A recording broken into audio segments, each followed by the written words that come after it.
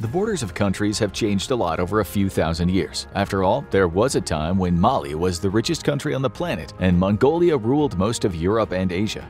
Mali and Mongolia still exist. The same can't be said for these empires and countries. Here are 10 massive countries that no longer exist. Number 10. Land of Punt. What happened to this ancient kingdom? The scariest thing is no one really knows. What we know is that it was a major trading partner of the ancient Egyptians and was reportedly rather wealthy. It specialized in trading luxury goods like gold, resins, valuable woods, ivory, and wild animals. The ancient Egyptians would send trade envoys to it and return with goods worthy of the pharaoh. This would continue across the dynasties, starting with the 4th dynasty, as the famous pharaoh Khufu had his castle adorned with gold from Punt. But where was it exactly? That's the big mystery. It's believed it was close to Egypt, maybe situated on the Horn of Africa, but outside the sphere of influence of the Egyptian Empire. But actual evidence that the kingdom existed is few and far between, given that records of it date back to well over 4,000 years ago during the height of ancient Egypt. Expeditions continued for several hundred years into the reign of Queen Hatshepsut, who sent a 5-ship voyage to Punt. The stories of the expedition were carved on temple walls, referencing the kingdom being ruled by King Parahu and Queen Ati, but little is known about the culture of the people of this mysterious kingdom. So what exactly happened to the kingdom?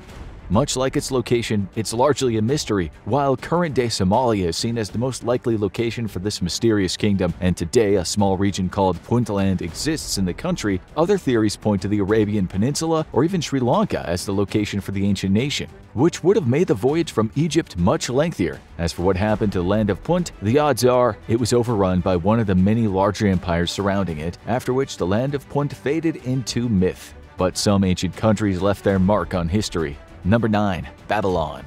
One of the earliest empires in the current-day Middle East, Babylon started in the most humble of ways, a small provincial town in the middle of the larger Akkadian Empire, but by the 18th century BC, it was expanding rapidly. It was partly due to one man, King Hammurabi. The former ruler of Babylon is one of the few ancient kings still known today, mostly because of the complex system of laws he created and had engraved on towers. As his power grew, so did Babylon's, and soon the small town had grown into an empire in its own right. And soon it would be a force to be reckoned with. So how did Hammurabi transform the region? He was one of the most effective bureaucratic leaders of the ancient world. From 1792 BCE, he created a system of taxation and centralized government that built the city of Babylon into a powerhouse. And from there, he spread out, conquering much of southern Mesopotamia. Soon the whole region would be known as Babylonia. At its peak, it was the largest power in the Middle East and projected its cultural power far beyond its borders. But cultural power only goes so far. Babylonia was undoubtedly a powerful nation, but it was surrounded by an even more powerful one, the ancient Assyrian Empire.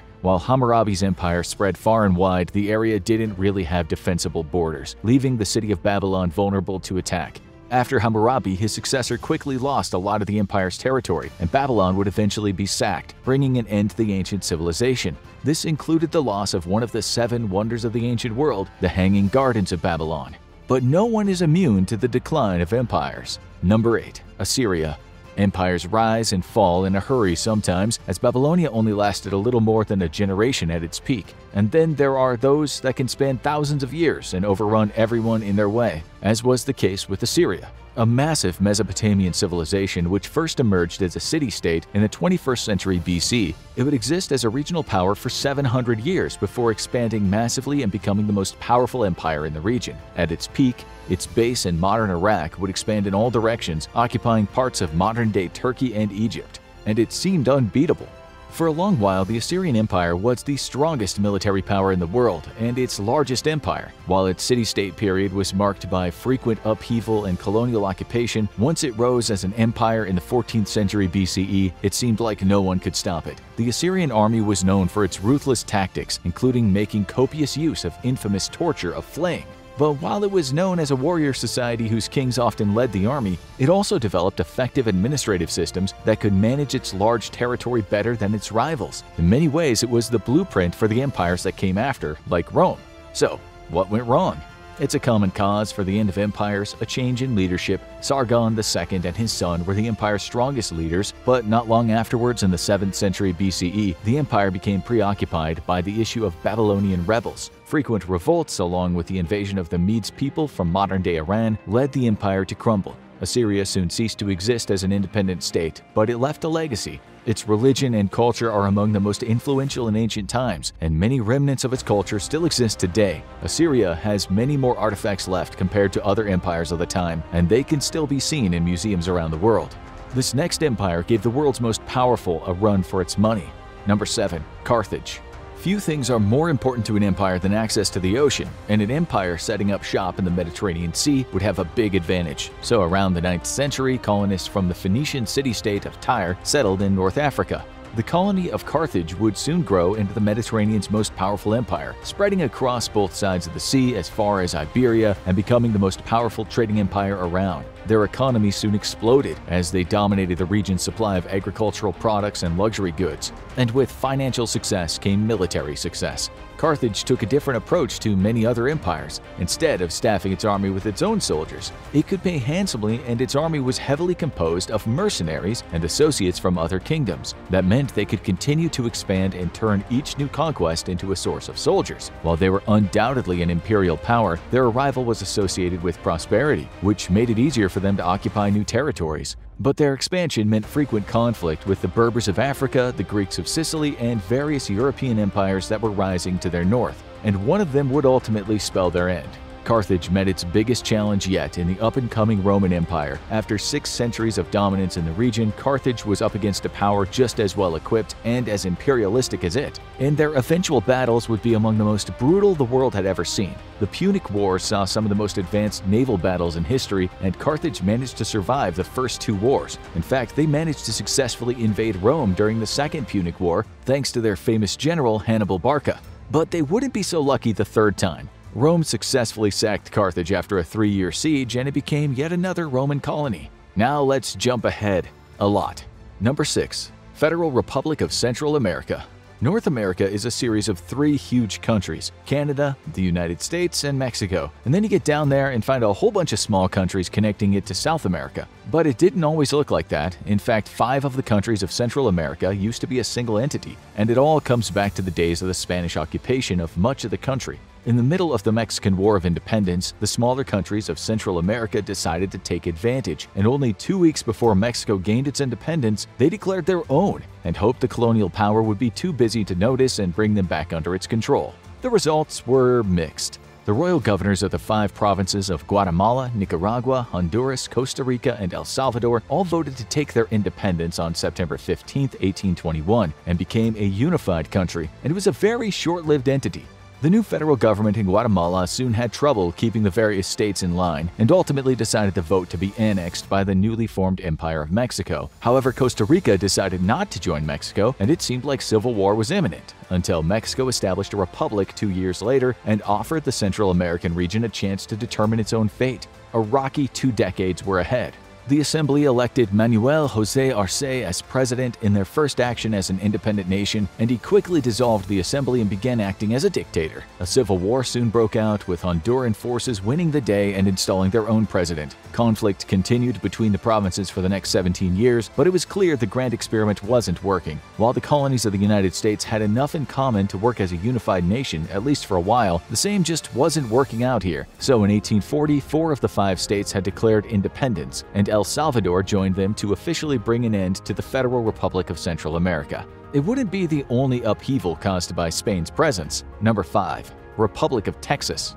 The year was 1836, and Texas had been an internal province of the Spanish Empire since the 1700s. But in 1810, the Mexican War of Independence broke out, and the region found itself under a new ruler. A brief attempt at independence by Texas failed and was crushed in 1813, but adventurers from the United States found a new cause in the region and kicked off new rebellions. When Mexico officially gained independence from Spain in 1821, they weren't any friendlier to an independent Texas than the previous colonial masters were, but they were too busy to notice a large number of American settlers moving down south. And the next rebellion would be much more effective. By 1834, American settlers were the majority, and conflict was increasing. As the Mexicans increased their military presence, the settlers, led by Sam Houston, built their own army and prepared for war. By 1836, Texas had declared independence and established a provisional government. While Mexico never acknowledged Texas as a legitimate country, it was a nation in all other ways and became a key buffer zone between Mexico and the United States. It even adopted its own flag, the Lone Star flag, which can still be seen flying today over the Six Flags chain of amusement parks. So what brought the Republic of Texas to an end? Would you believe they chose to come to an end? The Republic of Texas was always a side project of the United States, helping to weaken Mexico. Its system of government strongly resembled its northern neighbors, and by 1845 the United States voted to annex the region. It was put to a vote in Texas and they strongly approved of it, particularly its proposed constitution, which was very friendly to slavery. So Texas switched from Spain to Mexico to an independent republic and then to the US, only for 15 years before it would join the failed Confederate States during the Civil War, and since then has been back in the United States, but if you ask those Texans, they still remember those halcyon days of independence. Being in between empires was also the undoing of this next country. Number 4. Prussia. Surprisingly, Prussia was not next to Russia. It was a German state that had been a key part of the region for a long time. It was one of the wealthiest city-states in the region during the Middle Ages and officially became a duchy during the 1500s. From there, it was a power player in the region and the origin of many kings for the next few centuries. But it would be most significant for the rise of one citizen from its borders, Otto von Bismarck.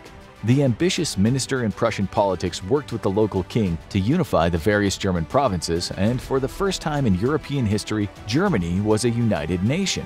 A united, powerful, and ambitious Germany. What could go wrong?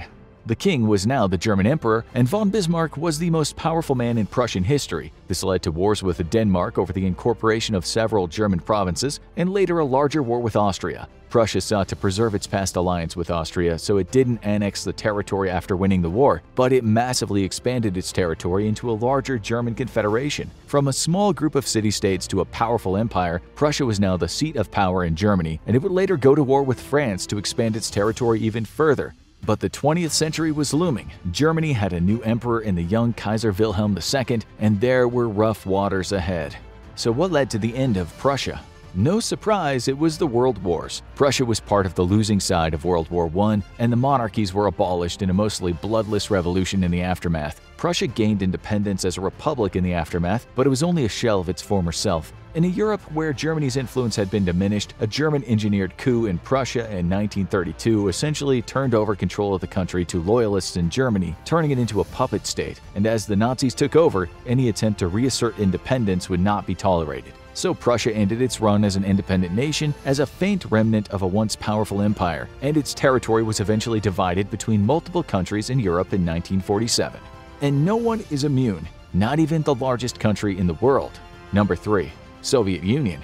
Russia's history was always one of expansion. It grew into the largest country in Europe, and then its annexation of the massive Siberian expanse in Asia turned it into the biggest country in the world. Siberia was rich with resources and had strategic benefits, even though it was sparsely populated. But even that wasn't enough. As Imperial Russia fell and gave way to the communist regime of the Soviet Union, one leader after another would look at Europe and Asia and go, "Hey, nice country you got there. I think it'd look better as part of Russia." And with a nuclear-armed country and no world power willing to resist it in its sphere of influence, most countries had no choice but to quietly surrender. And so the Soviet Union became the biggest landholder in not one but two continents. At its peak, the Soviet Union reached as far west as Poland's border and as far south as the borders of Turkey and Iran. It had access to both the Baltic Sea in Europe and the Pacific Ocean. And as massive as this territory, it still wasn't enough. The Soviet Union kept expanding, launching wars against Finland in the north and Afghanistan in the south. Both countries held their own and eventually maintained their independence,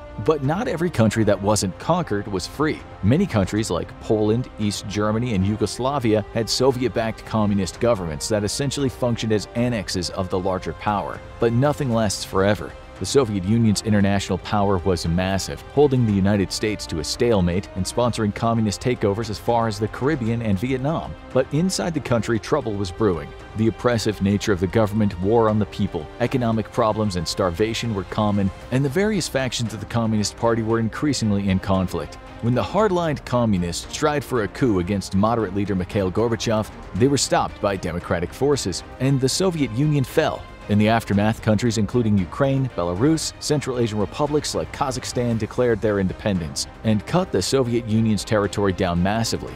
Now renamed Russia, it's a shadow of its former self, but still the largest country in the world, and it's looking awfully hungry. When a superpower wants to take over, there's often little that can be done. Number 2. Tibet.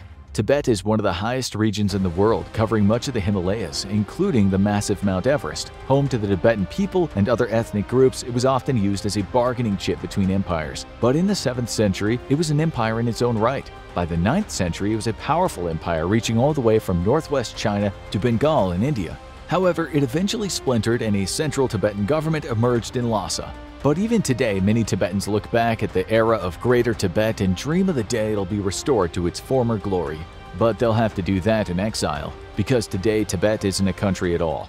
The history of countries is often very interrupted, and Tibet is no exception. Tibet often had conflicts with China, and its leader, the Dalai Lama, was seen as a threat to China's power. By the 20th century, a deal between China and the British government led to Tibet being protected, and neither would interfere with or annex Tibet. When a Qing leader violated this and expelled the Dalai Lama, his actions were so unpopular that he would eventually be toppled in a revolution and Tibet restored. The Dalai Lama declared himself leader of an independent Tibet and ruled the country for the next 36 years, as border skirmishes with China sought to restore much of Tibet's lost territory. The government of China was in frequent upheaval at the time, but that would not continue because the end was near.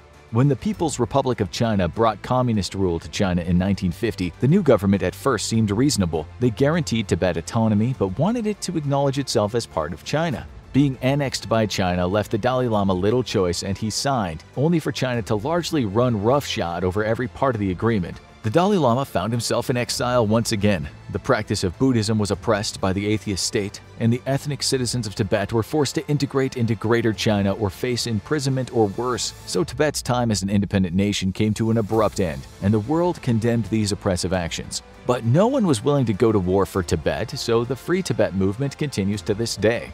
But no country had a more complicated end than this one. Number 1. Yugoslavia. One of the largest countries in Europe for most of the 20th century, Yugoslavia was formed in the aftermath of World War I, but it was facing trouble from the start. As part of a massive restructuring of the continent after the war, it combined several independent nations with multiple ethnic groups into one entity. All were former territories of the Austro-Hungarian Empire, and it included the Serbs, Croats, Slovens, Bosnians, as well as regions of Macedonia and Montenegro. And if that sounds like a mess, it was. These groups had many long-standing rivalries, including religious and territorial conflicts, and they barely had time to figure things out because just over 20 years after founding it, it was invaded by the Axis powers. So how do you keep a country like this together? The answer seemed to be through constant oppression. The Nazi occupation lasted several years and was restored to independence after the war. They briefly restored their monarchy, only for a communist government to take over the same year and take several territories from the defeated Italy. They had one leader, Josip Broz Tito, for the next 25 years until his death, and he kept a tight grip on the combative country.